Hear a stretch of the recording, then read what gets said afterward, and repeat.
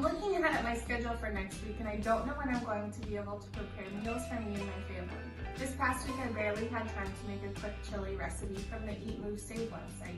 How do you do it, Darcy?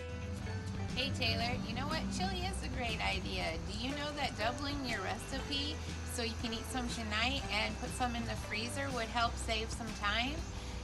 Any type of soup that you do, if you make double of it, is a great idea to freeze it. Then you can have it at a day that you have a lot going on and need something quick. You can pull it out and have it, or you can actually even add one ingredient to it to make it a different meal. That will save you a lot of time. And just like me saving time today, I have chili in the freezer that I'm going to pull out for tonight, so that leaves me more time to play with my dogs. Have a good day.